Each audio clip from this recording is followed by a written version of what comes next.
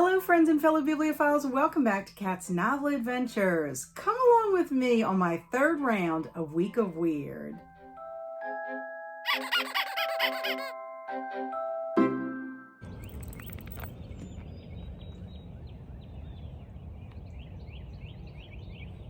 Good morning everyone, it is Monday. Feels like a Monday. Whew, I had a hard time getting out of bed this morning. I am letting Tootie go potty before I head to the South Shore. I am sitting with my mom while my dad goes to his doctor's appointment.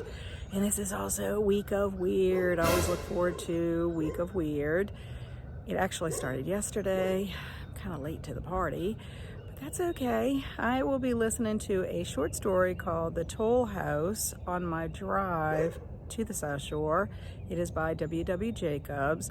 I'm hoping to vlog this week. We'll see how I do. I'm also reading for middle grade March as well as for March Mr. Madness. Lots going on, but I'll do my best.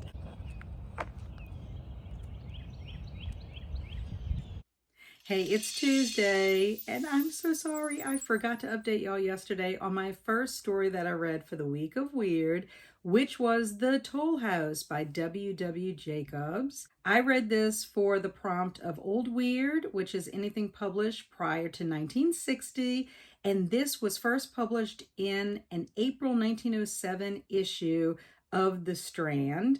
It is about four young men who are hiking around England, and they happen to be hanging out in an inn called the Three Feathers Inn.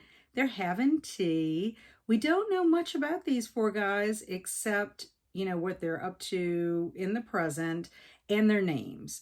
And they are Meagle, Barnes, White, and Lester. You get a little feel for their personality based on their dialogue. For example, I think Barnes seems more like a nervous type, whereas Meagle seems like a really jokester type. And then you got White and Lester, who are just like easygoing fellas. They're drinking tea and having a great time. In fact, they're actually reading the tea leaves, two of them, Lester and White. And as they're having conversation, Meagle says, I'm kind of half and half on all this supernatural stuff. And Barnes is like, I don't believe in ghosts or anything like that. I don't believe in the supernatural. Well, Lester pipes up and says, I have an aunt that has seen a ghost. And White says, oh, I have an uncle that's seen a ghost. And, Barnes is like, oh, yeah, of course, everybody else has seen this, meaning that Lester and White have never seen one. So why would you believe in them?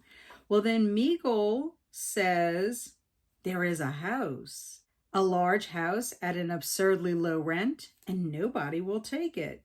So this kind of piques their interest. He elaborates that this house, the reason it has low rent and nobody really wants to rent it is because the house has taken a toll of a life from every family that has lived there. In fact, every caretaker that has worked there at this house has died, with the last one being 15 years ago. Well, of course, Barnes is like, so what?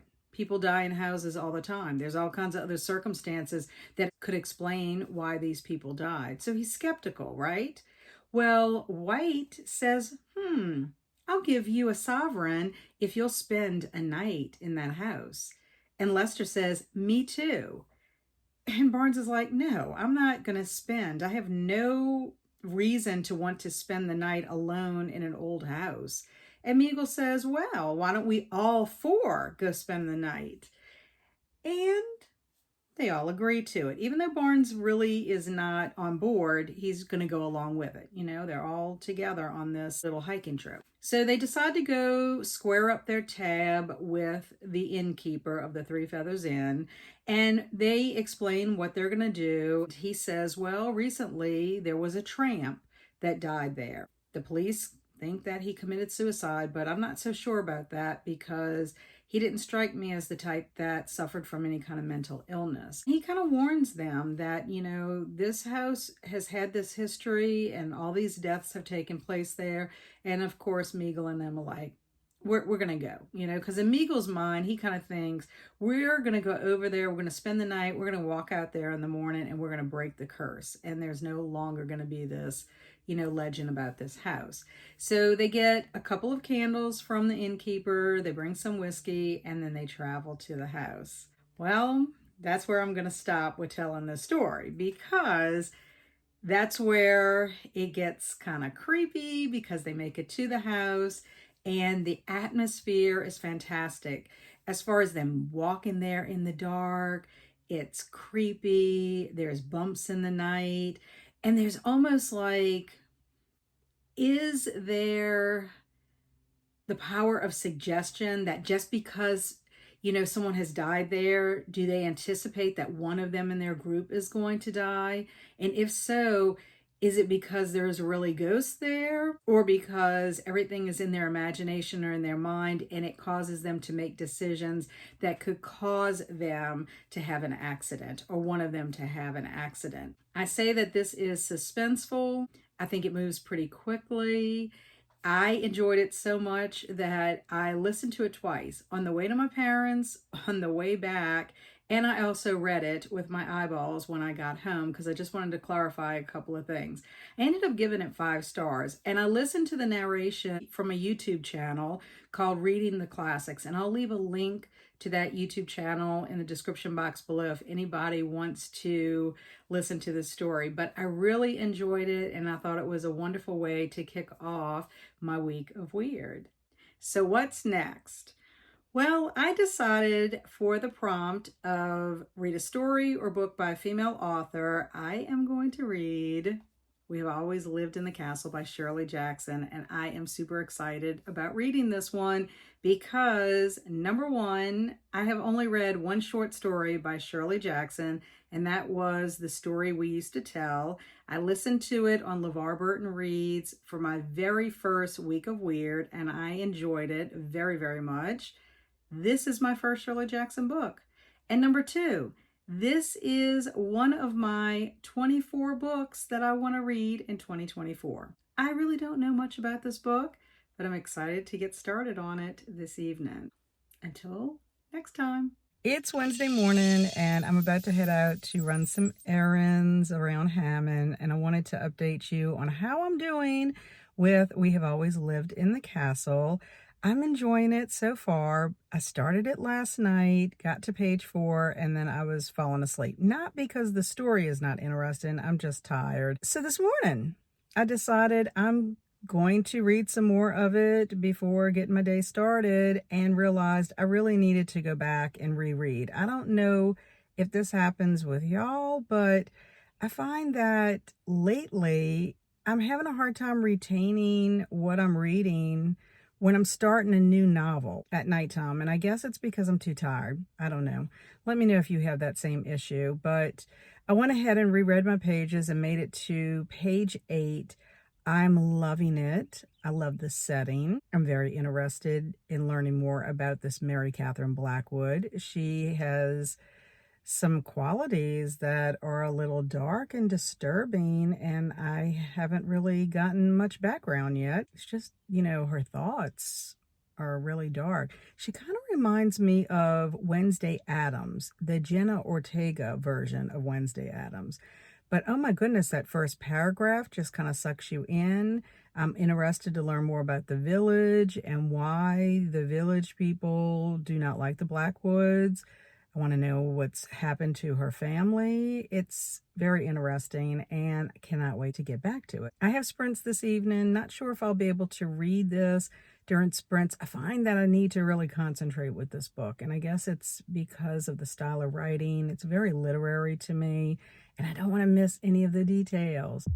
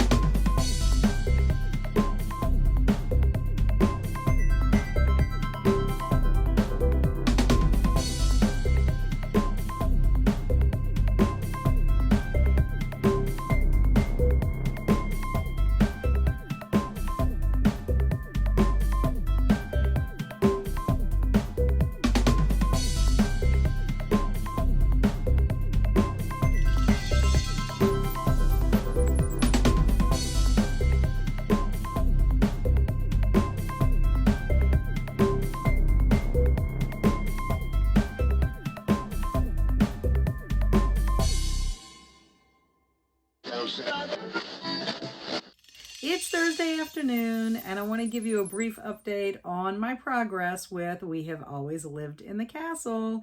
Last night, I completed chapter 1 on my sprints, and this morning, I read chapter 2 before going to work.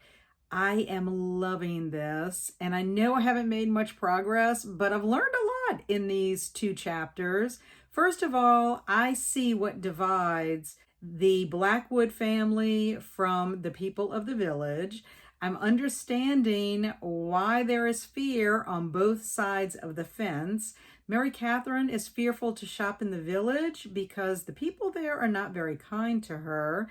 She has a little altercation in the coffee shop with 2 men, and then she's also treated poorly by a group of boys who are taunting her as she's making her way home. And then I can also see the fear in the people of the village because of what has happened at the Blackwood home. Well, I find out in chapter 2 what actually happened to the Blackwood family, with the exception of Mary Catherine, also known as Mary Cat, Constance, and Uncle Julian. I find this out because they have a visitor, Helen Clark. Usually comes on a Friday and has tea. This particular Friday, she shows up with a nervous Mrs. Wright. And because of Mrs. Wright's presence there and some questions that she has and fascination about the death of the other family members, Uncle Julian decides to tell the tale. And we all find out that the Blackwood family was poisoned during dinner. Somehow arsenic made it into the sugar bowl. So you also find out a little bit as to why these 3 surviving members, how they made it out unscathed, with the exception of Uncle Julian, I will say. I am loving Shirley Jackson's writing. I also love how she sets up how she's going to give you information. For example, I didn't realize it at the time when Mary Catherine happens to be in the store and she mentions sugar. All the people that are in there that hear this, they kind of gasp. Well, at the time, I didn't realize what the significance of the sugar was. So she was setting it up there. And then I also had another little clue or hint with the chanting by the boys. They say, "Mary Cat," said Connie, "would you like a cup of tea?" "Oh, no," said Mary Cat, "you'll poison me." "Mary Cat," said Connie, "would you like to go to sleep?" "Down in the boneyard, 10 feet deep." Well, to find out that Constance is the one who possibly, I say possibly because I'm not convinced, possibly poisoned her family. I mean, she was arrested, tried, and acquitted, but there is doubt that has been cast upon her, even though her name was cleared. We also find out that it's been 6 years that these 2 girls and their uncle have been isolated at the Blackwood home. So, I don't know. I'm not totally convinced that Constance is the one. Mary Cat, some of the things that she does and the stuff that goes on in her mind, I really think she had something to do with that tragic evening. Also, on my drive to and from work today, I listened to a short story called Galaxy Girl and the November Monstrosity by Aleksandra Hill. I listened to this on LeVar Burton Reads, which was released on his podcast in November of 2023. I think it was first published, though, in a magazine in January of 2023. And it is about a superhero who returns home for Thanksgiving. It is speculative fiction with a little bit of weirdness. Our superhero is Jessie, who has the ability to make fire. She belongs to a group called LASH, which stands for the League of American Superhumans, and she is doing her best to protect her community, and she's pretty popular out there. And on this particular Thanksgiving Day, 2 hours before showing up at her mom's, she happens to stop a bank robbery. However, when she gets to her mom's place, she's a little hesitant about walking through that door because despite the fact that she is a hero in the community, Her mom and her family, they're not too impressed with all of her special abilities. And she gets kind of a chilly reception from her mom when she opens the door to let Jessie in. In fact, her mom's not pleased at all that Jessie is still wearing her superhero outfit. We kind of catch glimpses of Jessie's life from memories that she has. Something in her present moment kind of triggers a memory, and then we kind of get to see a little bit about the relationship with Jessie and her sister and Jessie and her mom. And we find out that Angie, her sister, is her mom's favored child, and it's pretty blatant and kind of sad. I mean, it really is not fun or fair to be compared to someone else and not be acknowledged for your gift or your talent that you have. Then Angie, who is responsible for making the turkey for Thanksgiving dinner, ends up making a huge mistake. And at this point, Jessie is cracking up, and she could really be heartless at this point and petty. But she decides to offer an olive branch of sorts to see if she can save the day. It kind of all works out, but she protects her sister despite the fact that she could actually shine in the situation. But it does end up working out for the best for the family as a whole. And I'm really glad that it ended on a high note. But it is kind of funny and kind of weird that you could be a superhero, but you have some kind of an issue, like you can't handle the drama that's in your family. Like, it's easier for you to handle a bank robber than it is to handle your mom. But this story does have humor in it, and it does have a lot of heart. I ended up giving it 4 stars, and I really would like to check out more stories by Aleksandra Hill. It's Friday afternoon, and I'm heading out to go pick up my friend Karen. We are going to go get a quick bite to eat, and then we're going to go see the musical Grease at the Columbia Theater in Hammond. Very excited. One of my favorite musicals. And I know a couple of the actors in it, so I can't wait to see how they do. But I wanted to update you really quickly on We Have Always Lived in the Castle. I have made it to chapter 7. There's a new character, Cousin Charles. I'm not a fan. He seems like he is there to find out what he can get out of these girls, like financially, I mean, because he does make a lot of remarks about the value of some of their items. Now, the reason why he's just showing up after all this time is because his father, Arthur, who is the brother of Uncle Julian and the girl's deceased father, John, has died. He had severed his relationship with the girls because of the death of John and the rest of the family members in the Blackwood family. So Cousin Charles is on the scene. He's acting like he's caring, but Maricat, of course, does not like him. She wishes that he is dead. I wish he would kind of go away myself, because I don't particularly care about the way he treats Maricat, as well as Uncle Julian. Poor Uncle Julian, he can't help the fact that that arsenic affected his mind. But the person that I'm the most concerned about is Constance, because she seems like she likes the company, and she's also seems like she's being influenced by Charles. It's like she's starting to second guess some of her choices that she's made with Uncle Julian and Maricat.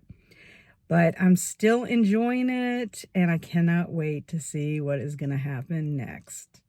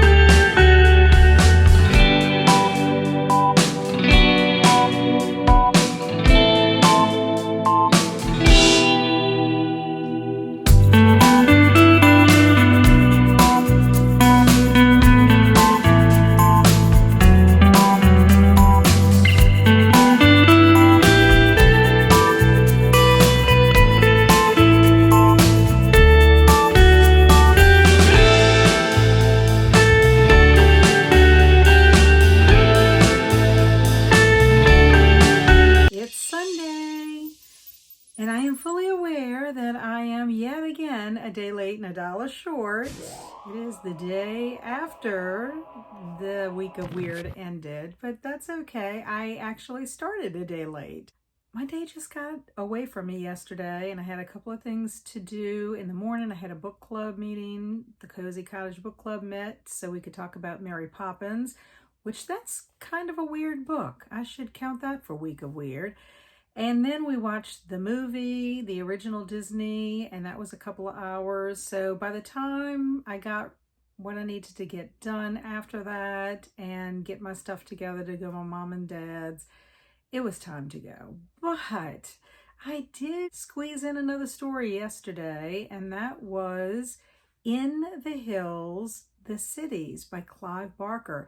This was the prompt of read a story or book by an LGBTQIA plus author, and it comes from his Books of Blood, Volume 1.